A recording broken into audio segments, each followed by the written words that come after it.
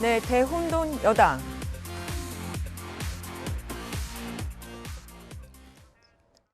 납득할 만한 그런 어떤 상황이 아닌 경우에는 우선 징계 처분을 보류할 그런 생각입니다. 윤리위원회 징계 의결 즉시 효력이 발생을 해서 당대표의 권한은 정지가 되고 그 권한은 원내대표가 직무 대행을 하는 것으로. 당대표에서 물러나실 생각은 없으시죠? 저는 그럴 생각 없습니다. 6개월 업무가 정지되는 거기 때문에 사고를 해석해서 직무 대행 체제로 보는 것이 맞다는 것이.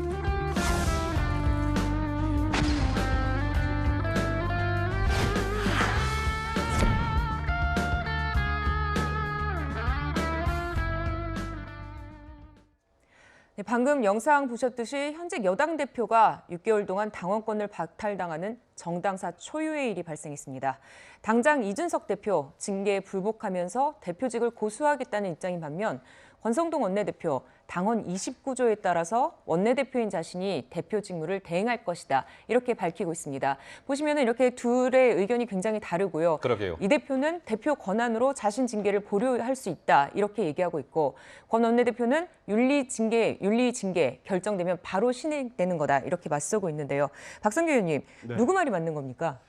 지금 맞서 있는 거죠. 저렇게 정면으로 팽팽한 견해가 맞서 있는 상황이고 누구도 여기서 중진이든 또 원로가 나서서 이걸 거중 조정하고 해결하는 수습 노력을 지금 보이지 않고 있다는 데 문제의 심각성이 더 있는 것 같아요. 지금 이준석 대표는 모처에서 원래 뭐 유튜브라든가 또 방송 인터뷰 등을 통해서 본인의 주장을 강하게 하려다가 네. 모든 일정을 취소하고 예, 그렇죠. 법조인들과 함께 지금 그 대책을 수기하고 있다. 여기서 중요한 게 법조인들이거든요. 그러니까 여기서는 그 법원의 효력정지 가처분 신청까지를 염두에 두고 예. 본인이 얘기했지만 대표직을 내려놓을 생각은 전혀 없기 때문에 다투겠다. 그런 뜻이 내포되어 있는 겁니다. 끝까지 가보겠다 뭐 이런 겁니까? 그렇죠. 그러면? 그렇다고 본다면은 예. 뭐 이제 직무대행이기 때문에 당장 월요일 최고위원회의를 누가 주재하느냐를 놓고도 이게 사상 초유의 장면이 벌어질 수도 있어요. 소위 말해서 한 지붕 두 대표.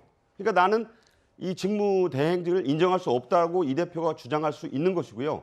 또 직무가 셀프 구제가 불가능하기 때문에 예. 당원권 정지가 6개월이 내려졌기 때문에 당원으로서의 자격이 없기 때문에 대표로서의 권한도 직무가 정지된 걸로 본다라고 하면서 권성동 원내대표가 대표 역할을 직무를 대행할 수 있기 때문에 이것이 어디로 흘러갈지에 대해서는 누구도 예측할 수 없는 그런 그 혼돈, 그것도 모자라서 지금 대혼돈의 상황이라는 것이 정확한 표현일 것 같습니다. 네. 그러니까 윤리위 결정이 나오고 이번 이 문제가 일단락된 것이 아니라 이제부터가 국민의힘 내부의 전쟁은 이제 시작이다라는 평가가 나오는 이유이기도 합니다. 자, 이양희 윤리위원장이 이준석 대표 당원권 정지 6개월 징계를 의결을 했죠. 자, 이양희 위원장과 이준석 대표의 목소리가 차례대로 준비돼 있습니다. 들어보시죠. 7억 원이라는 거액의 투자 유치 약속 증서의 작성을 단독으로 결정하였다고 믿기 어려운 점 등을 종합적으로 고려했을 때 이준석 당원의 위소명을 믿기 어렵다고 판단했고, 제가 증거인멸을 교사했다는 직접적인 어떤 증거나 아니면은 그런 거에 대한 확신을 가질 만한 상황은 전혀 없었고 분위기상 보니까 왠지 교사했을 것 같다 이런 거 아닙니까? 이런 징계는 제가 이해하기 어려운 측면이 있습니다.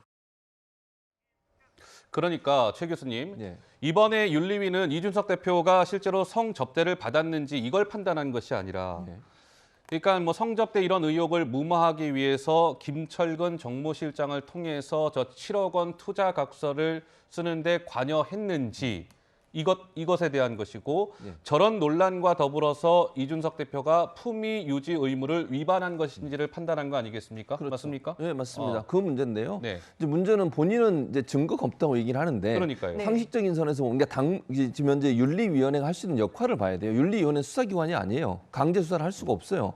그렇다고 윤리위원회가 그러면 존재 이유가 뭐겠습니까? 아니 당원으로서 또는 대표로서 품위를 손상했을 때 그 손상된 품위에 대해서 책임을 물으라고 윤리위가 있는 거잖아요. 네. 그럼 윤리위는 상식적 관점에서 접근할 수밖에 없어요. 강제 수사권이 없으니까. 예. 실제로 저런 일이 있었는지 없었는지는 강제 수사를 해서 접근해 봐야 되는 건데 그건 불가능하잖아요. 그럼 윤리위원회에서 할 수 있는 일은 일반 상식선에서 과연 이 일이 타당한가 하는 부분을 볼 수밖에 없다는 거죠. 두 가지 점에 저는 문제가 있다고 보는데 이준석 대표에게. 네. 첫 번째는 7억 원 각서를 왜 써줬냐는 거예요. 그건 누가 봐도 상식적으로 이해가 안 돼요. 그냥 본인은 모른다고 얘기하지만 본인은 지금 모르고 그렇죠. 각서라고는 전혀 무관하다고 주장하고 그렇게 있는 거 주장하죠. 근데 아니겠습니까? 얘기 예. 들어보세요. 네. 먼저 이준석 대표가 A라는 그 이사 있어요. 그 이제 실제 김철근 시장이 만났던 분, 그분하고 전화한 녹취록은 있어요. 사람을 보내겠다. 거기 본인도 인정하고 있어요. 두 번째 김철근 실장이 그 사람하고 또 통화합니다. 가겠다고 하고 약속을 잡습니다. 그래서 만났어요. 만나서 하루도 안 지났는데 그리고 나서 이제 뭐 그런 일이 없었다라고 의견서 받고 그리고 각서를 써줬어요. 예. 30분 만에 뭐 얼마인지 시간은 제가 모르겠습니다. 얼마인지 모르겠지만 하루도 네. 지나지 않은 사이에 7억 원이라는 거금의 돈을 투자할 수 있을 만큼의 설득이 이루어졌다. 이렇게 보기 어렵다는 것이고 일단 이준석 대표가 보낸 건 분명하잖아요. 그건 인정을 하는 거예요. 이준석 네, 대표도. 네, 네, 네. 보내서 간 사람이 7억 원의 각서를 썼을 때 개인적 판단을 했을 거냐. 상식적으로 이해가 안 된다는 거죠. 그리고 또 하나 저는 이제 여기서 의문을 제기하고 싶은 게 뭐냐면 이준석 대표는 왜 굳이 그러면 김철근 시장을 보냈을까? 물론 본인은 이렇게 얘기하겠죠. 법적으로 처벌을 안 받기 위해서 네. 그런 일이 없었다는 어떤 확인서를 받기 위해서 간 거잖아요. 근데 만약에 아무 일도 없었다면 그걸 꼭 받을 필요가 있었을까 하는 생각은 들어요. 물론 법적으로 본인이 조사를 받고 있는 상황에서 그걸 보호받기 위해서 그렇게 하는 건 나쁘다고 보지 않습니다. 예, 할 수 예. 있는 일이지만 네. 그런 일들의 여러 가지를 정황으로 봤을 때 윤리 판단에서는 그런 부분으로 보면 이게 좀 상식적으로 뭔가 맞지 않다. 이렇게 판단했을 것이고 네. 그 자체가 이건 범죄의 문제가 아니라 그걸 따지는 게 아니라 대표로서의 품위를 훼손한 건 명확하다라고 아마 판단한 것 같습니다. 네, 이준석 대표는 납득할 수 없다면서 재심 신청 그리고 법원 징계 처분 효력 집행 정치 신청까지 내겠다 뭐 이런 예고도 했고요. 또 중징계 직후 당원 가입을 독려하면서 여론전도 벌써 시작한 것 같습니다. 그렇군요. 이렇게 세 가지 카드를 들고 나왔는데요. 이현정 의원님, 네. 이 카드가 효력이 있을까요? 일단 저거는 뭐 본인이 할 수 있는 법적인 어떤 방어 기제 아니겠습니까? 네. 그렇기 때문에 아마 저런 순서대로 할 것 같고요. 네, 근데 문제는 이제 지금 윤리위의 것들을 받아들일 수 없다라고 이야기를 하는데 예. 지금 이 윤리 구성 자체를 누가 했습니까? 바로 본인이 했어요. 이준석 대표가 그렇죠. 이양희 본인이 구성하고 위원장도 이양희 영입한 위원장하고 거죠? 또 네. 다른 사람도 이 윤리에서 많은 징계를 받았습니다. 근데 당 대표가 이 윤리의 징계를 믿을 수 없다. 지금 따르지 않겠다. 그게 왜냐하면 이제 최고위에 올라가서 확정이 돼야 되거든요. 예. 근데 문제는 그렇지 않습니다. 우리가 모든 법적인 문제에서 자기 문제잖아요. 자기 문제를 자기가 결정할 수 있나요? 이게 어쩌면 이해 충돌의 여지가 있는 거죠. 그렇다면 자기는 빼주고 나머지 최고위원들이 결정해야 되는데 근데 문제는 자기가 보류시키겠다? 이거야말로 어떤 특권적인 권한 아니겠습니까? 있을 수 없는 일이고 네. 또 우리가 헌법재판에서 볼 때 국회에서 대통령에 대한 헌법재판 이 탄핵 소추가 되면 그 즉시 대통령은 직무가 정지가 됩니다. 그 다음에 이제 헌법재판소에서 심리를 하고 네. 결론에 따라서 복귀를 하든지 아예 대통령이 내려놓든지 이런 게 있지 않습니까? 마찬가지예요.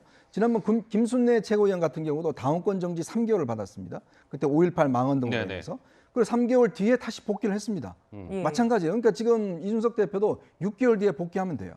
근데 지금 본인은 이걸 따르지 않겠다고 하는 것은 제가 볼 때는 앞뒤가 맞지 않는 것이고 전례도 없는 것이고 법적으로도 문제가 있다. 그렇다면 본인이 할 수 있는 법적 장치, 재심 청구, 그다음에 법원에 가처분 신청하는 것들 뭐 이런 것들을 통해서 하면 되는 겁니다. 예. 그러니까 법적인 당대표가 되지만 직무가 정지된 상황이잖아요.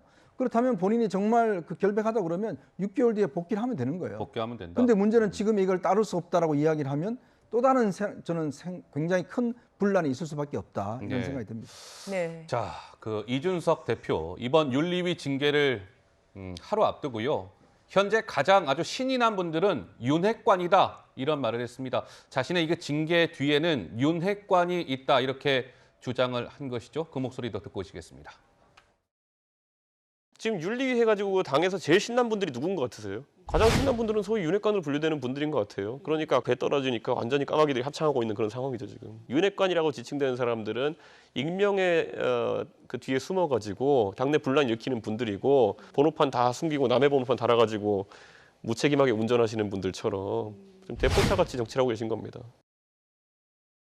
우리 박상규 의원 보시기에는 이른바 이제 윤핵관이라고 불리우는 권성동, 장제원 저 두 사람은 이준석 대표의 저러한 주장에 말도 안 되는 소리다라고 일축하고 있습니다. 그런데 이 대표는 여전히 계속해서 윤핵관이 나를 밀어내고 있다라고 주장하고 있고 윤핵관이라는 이준석 대표 뒤에 배후 정말 실체가 있다고 보십니까? 어떠세요?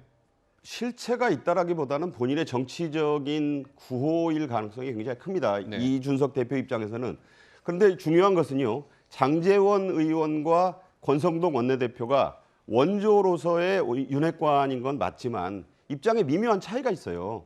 제가 보기에는 권성동 원내대표는 6개월 뒤에 복귀 가능성을 열어두고 있지 않습니까? 그러니까 이제 당원권이 정지됐기 때문에 대표의 직무를 본인이 대행할 뿐이지 대표 자체가 박탈된 건 아니니까 좀 시간을 두고 6개월 뒤에 복귀할 수 있는 그 카드를 지금 제시를 좀 했다고 볼 수 있는 거거든요. 반면에 장제원 의원은 어떤 얘기도 하고 있지 않지만 이 입장에서 계속 그 얘기가 나오고 있어요. 뭐 매체에서는 뭐 더 윗선의 인물로 사실상 장제원 의원을 지목하기도 하고 이 배우가 이른바 기획폭로라는 거 아닙니까? 그런데 이제 이준석 대표 입장에서는 그런 주장을 계속하고 젊은 층 2030 세대의 지지, 신입 당원들을 모으면서 여론전, 소위 말해서 이게 진지전을 지금 강화할 수밖에 없는 거예요.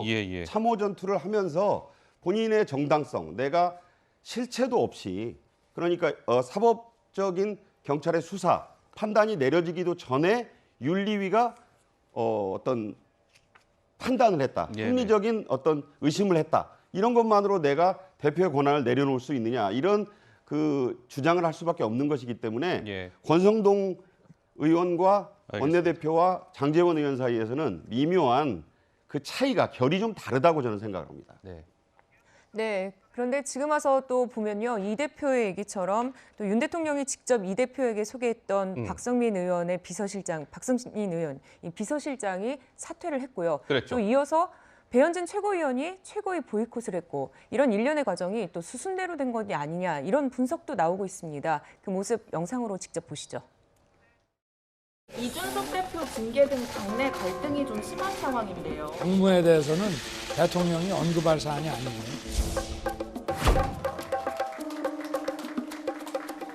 박성민 비서실장이 일신상의 이유로 그만둔다고 하셨는데 제가 박성민 실장의 뜻을 받아들이겠다. 윤심이 떠나간 거 아니냐라고.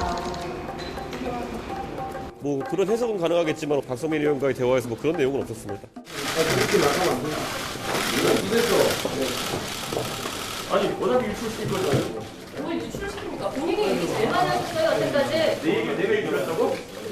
내 얘기를 내가 유출했다고? 언론에 나가서 얘기 제일 많이 하셨다고요. 잠깐.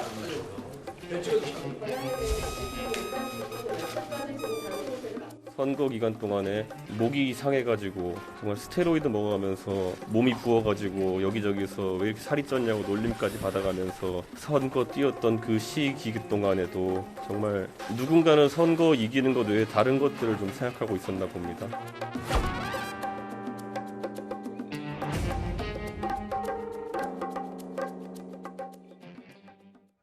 네, 이준석 대표가 중징계를 받기까지의 과정 영상으로 한번 만나보셨습니다.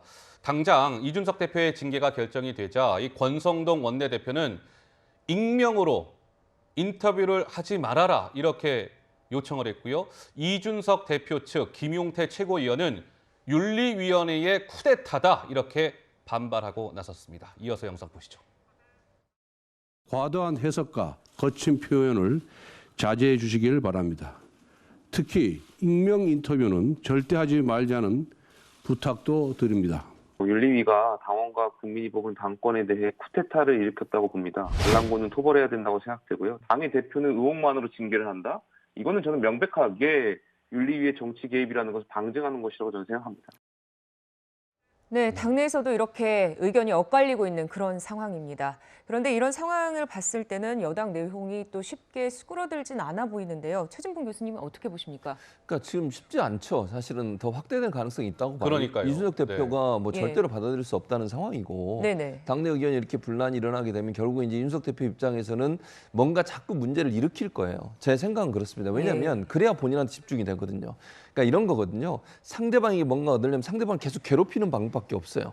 그냥 가만히 있으면 그걸 다 수용해야 되는 거잖아요. 근데 이준석 대표 지금 태도를 보면 수용할 생각이 전혀 없는 것처럼 보여요.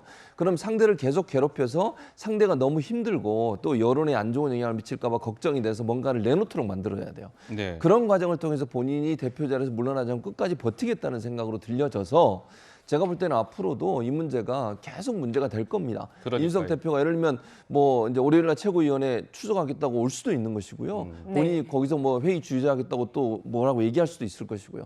또 이제 법적 대응뿐만 아니라 아까 말씀드린 당헌 당규 30조를 가지고 최고위원회 본인이 의장으로서 역할을 할 수 있다. 계속 얘기할 수 있거든요. 또 언론에 나가서 또 뭐라고 얘기하겠습니까? 제가 볼 때는 지금보다 훨씬 더 강도가 높게 윤핵관들을 공격하거나 또는 심지어 윤석열 대통령한테도 각을 세우는 그런 발언을 할 가능성까지 있어요. 그렇게 되면 결국 이제 여론이 안 좋아지고 그랬을 때 여론에 좀 안 좋아지는 걸 막기 위해서 뭔가 윤핵관이나 정부 차원에서 윤석열 정부 차원에서 뭔가 본인한테 반대급부로 줄지 않을까 하는 그 기대감 그거밖에는 현재 의지할 게 없거든요. 그러다 보면 결국 혼란이 더 가중될 수밖에 없는 상황이라는 생각이 듭니다. 근데 우리 최 교수께서 혼란이 계속될 수밖에 없다라고 말씀을 주셨는데 그도 그럴 것이 한번 그래픽을 한번 시청자 여러분들 같이 한번 보시면 아마 이해가 되실 겁니다. 보세요. 이준석 대표가 지금 당원권 정지 6개월 징계를 받은 거잖아요. 그러면 내년 1월까지가 징계 기간입니다. 6개월이니까. 자, 그럼 보시면 이준석 대표의 임기는 내년 6월까지예요. 그러면 내년 1월에 복귀를 하면 이제 대표직을 한 5개월 동안 수행을 하는 거예요. 그렇죠. 지금대로라면. 그러면 6개월 동안 징계 기간 내내 시끄러울 것이며 이준석 대표가 내년 1월에 복귀해서 내년 6월까지 또 계속 시끄러울 것 같고 이현정 의원님 어떻게 보세요? 그래서 이게 이제 뭐 윤석 대표의 하기에 나름이다. 또 여론이 어떻게 움직이냐 저는 그것도 중요하다고 봅니다.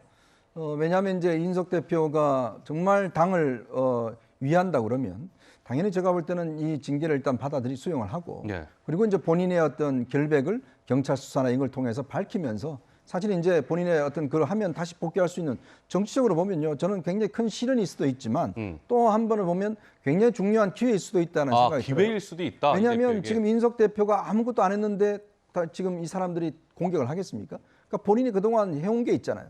자, 간장이라고 그러고 까마귀라고 그러고 같은 당에 있는 동료 의원들을 계속적으로 비판하고 갈라치기 하고 공격하고 이런 정치를 해왔어요. 물론 그것이 지금까지는 성공적이었다고 생각이 듭니다만은 또 많은 국민들과 이 국민의힘 지지자들 중에서는 등을 돌린 측면들이 있거든요. 그렇다면 본인의 그동안 정치 행태에 대해서 반성을 하고 저는 뭐 이런 부분에 대해서 정말 국민들과 호흡하는 시간을 가진다고 그러면 저는 다시금 살아올 수 있는 가능성이 충분히 크다고 봅니다. 오히려 더 큰 정치인으로 돌아올 수 있는 가능성이 큰데 문제는 지금의 이 상황들을 끊임없이 문제 제기를 할 경우에는 저는 여론도 등을 돌릴 가능성이 크다. 왜냐하면 지금 윤석열 정부가 들어서서 아직 100일도 안 됐습니다. 자, 이런 상황에서 지금 대표가 이런 문제를 계속적으로 끌고 나간다면 과연 지지층들이 가만히 있을까요? 저는 아마 당원들이 뭐 정말 소환 투표라도 할 그런 가능성이 높다고 봅니다. 이제 그렇게 돼버리면 이준석 대표도 더 이상 정치권에 있을 가능성이 없어요. 그렇다면 저는 이 부분을 정말 이 자신의 정치를 다시 한번 되돌아보는 그런 기회로 삼는다 그러면 이준석 대표한테도 충분히 기회가 있다. 근데 문제는 지금 상황으로 보면 일단 이제 지금 SNS를 중단하고 이제 숙고의 시간을 갖는데 어떤 결론을 내릴지 모르겠지만 예전에 보통 정치인들이 이런 경우가 되면 대선을 패배하면 장기간 외국에 가서 공부를 하고 온다든지 아니면 전국을 순례한다든지 그러면서 민심을 든다 이런 행보를 거칩니다. 근데 지금 이준석 대표는 또 자신의 SNS나 방송을 무기로 계속적으로 당내 분란을 일으킬 경우에 국민적 피로감은 굉장히 클 것이다. 그런 생각도 듭니다. 그렇군요. 이 대표 오늘 또 SNS에 자신의 처지를 비유하는 듯한 영상을 올리기도 했습니다. 그렇습니까? 네, 보면은 달을 보고 우는 늑대 울음소리, 무얼 말하는 건지 아나요? 이런 식의 영상을 올렸고요. 이것뿐만 아니라요. 2030을 향해서 3번이면 된다 이러면서 당원 가입을 촉구하고 있습니다. 박상규 의원님, 당내 이른바 친윤계와의 여론전을 앞두고 이거는 우군 확보에 나선 거다 이렇게 볼 수 있을까요? 뭐 당연히 그렇죠. 지금 이준석 대표는 앞서도 말이 나왔지만 이 숙고의 시간, 숙성의 시간을 좀 가질 필요가 있거든요. 숙성의 시간. 네. 그런데 본인으로서는 조급한 겁니다. 이 6개월이란 시간이 핵심적으로는 혁신위 가동이 사실상 무력화된다는 얘기고 사실 이 문란이 시작된 그 단초에 혁신위 활동이 있어요. 혁신위가 공천 문제를 다루면서 활동을 계속할 경우에 차기 당대표가 누가 되든 간에 사실상 대못을 받는 효과가 있었습니다. 받는. 따라서 이 활동이 이제 이 대표의 정치적 운신이 폭이 제한이 되고 사실상 정지가 되면 이 부분이 무력화되면서 공천 문제가 수면 아래로 들어갈 수가 있어요. 그렇군요. 예. 따라서 당권을 놓고 당장 뭐 조기 전당대회니 비대위 체제니 하는 것보다도 어쨌든 이 대표가 대선과 지선 승리의 그 여세를 몰아서 공천까지도 본인이 거의 이제 좌우하면서 이 혁신위를 통해서 본인의 공천 모델을 만들려고 하는 데 대한 윤핵관들의 반발이 좀 있었다고 할 수 있지 않겠습니까? 예. 그런 점에서 볼 때 또 여야 관계에서 지금 보면 경제가 지극히 어렵고요. 세대 포이론이 나왔을 때의 여론도 지금 좋지 않게 돌아가니까 네. 이준석 대표로서는 본인의 이 6개월이라는 시간을 좀 단축할 수는 없고 예. 본인의 존재 가치를 계속 입증을 해야 되는 것 방법은 이 당원 가입이라든가 외로운 늑대라는 게 이게 사실 테러들 범 나올 때 나오는 얘기 아닙니까? 론리 그렇습니다. 울프라고 그렇죠. 본인의 예. 처지를 계속 이런 것을 통해서 강조함으로써 우군을 최대한 확보해 나가는 그때 당시 대선 때 지선 때 본인의 힘이 됐던 2030 세대를 계속 불러 모으는 그런 여론전을 지금 하고 있다고 봐야 되고 네. 그것밖에는 지금 방법이 없는 그런 딱한 처지다 네. 이렇게 보입니다. 뭐 공식적으로 어떤 언론 인터뷰는 지금 이 대표가 자제하고 있습니다만 예. 소셜 미디어를 통해서는 어쨌든 메시지를 계속 내놓고 있습니다. 자, 이 대표가 다음 주 월요일 최고위원회 출석을 강행할 수도 있다 이런 관측이 나오죠. 초선, 재선, 중진 의원들도 각기 모임을 갖고 의원총회까지 열 계획인 것으로 알려져 있습니다. 윤석열 대통령은 이 지금 집권 여당의 이 난리난 상황에 대해서 어떻게 바라보고 있을까요? 들어보시죠. 우리 이준석 대표님 정말 고맙습니다. 대선 승리를 하고도 저는 어느 누구에게도 축하를 받지 못했으며 어느 누구에게도 대접받지 못했으며 다시 한번 또 갈아 넣어서 6월 1일에 승리하고 난 뒤에도 왜 바로 공격당하고 면전에서 무시당하고 이준석 대표 징계 나왔는데 글쎄 뭐 저도 국민의힘의 당원의 한 사람으로서 참 안타깝습니다. 당무에 대해서 어떤 언급을 대통령이 거기에 대해서 언급하는 것이 도움이 안 된다고 저는 생각을 합니다. 네, 이런 상황에서 때마침 안 의원, 안철수 의원 다음 주에 공부 모임을 발족한다 그렇게 됩니다. 그렇습니까? 네, 그리고 조기 전대로 가게 될 경우에는 안 의원 외에도 김기현 전 원내대표나 권성동 원내대표도 또 조기 전대를 준비하고 있다. 뭐 이런 얘기까지도 나옵니다. 출마 가능성이 있다는 거죠. 여기에 대해서는 좀 어떻게 보시는지 이현종 의원님. 네. 지금 이제 이 이준석 대표가 만약에 대표직을 계속 가지고 있을 경우는 예. 사퇴하지 않을 경우는 결국 이제 6개월 뒤에 다시 복귀를 하게 되면 전당대회를 다시 열 수는 없죠. 내년 6월 달에 그냥 정기 전당대회를 열 수밖에 없는 상황이죠. 네. 근데 만약에 본인이 이제 이 그 사퇴를 한다 그러면 조기 전당대회를 엽니다. 근데 6개월 이상 남았으면 내년 6월까지의 그 이준석 대표 임기까지만 하는 대표를 뽑아야 돼요. 네. 그러니까 당헌 당규를 바꿔서 뭐 2년짜리 대표를 뽑을 수는 있겠지만 그러면 여러 가지 무리가 따를 겁니다. 그러면 내년 이제 6월 달에는 또 다시 이제 대표를 선출해야 되거든요. 예.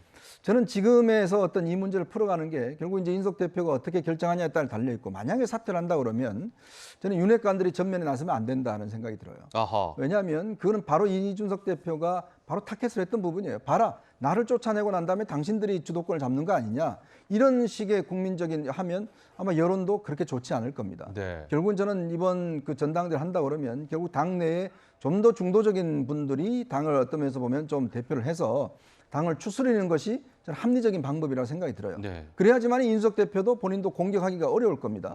만약에 예를 들어 권성동 지금 원내대표나 이런 분들이 당대표를 하게 된다 그러면 아마 완전히 대립각이 생길 거예요. 안철수 대표도 저는 그런 면에서는 비슷한 처지에 있다. 네. 왜냐하면 물론 뭐 본인 하겠지만 아직까지 당내 기반이 약합니다. 물론 본인이 끊임없이 노력하는 거는 뭐 하는 거죠. 그렇지만 지금 상황에서 당대표를 노린다고 했을 때는 이준석 대표의 논리를 강화시켜주는 효과가 있는 것이거든요. 그렇다면 단기적으로 이 국민의힘의 어떤 이 갈등을 수습하기 위해서는 좀 더 중도적이고 중립적인 인물이 이 당대표로 나서서 이 문제를 해결하면 저는 그러면 연착륙을 하지만 네. 자칫 윤핵관이나 안철수 대표가 전면에 나설 경우는 굉장히 경착륙할 수 있다 이런 네. 생각이 듭니다. 그러니까 국민의힘 지금 상황은 한 치 앞도 내다볼 수 없는 아주 뭐 여러 변수의 변수를 지금 거듭하면서 진행이 되고 있는 것 같습니다.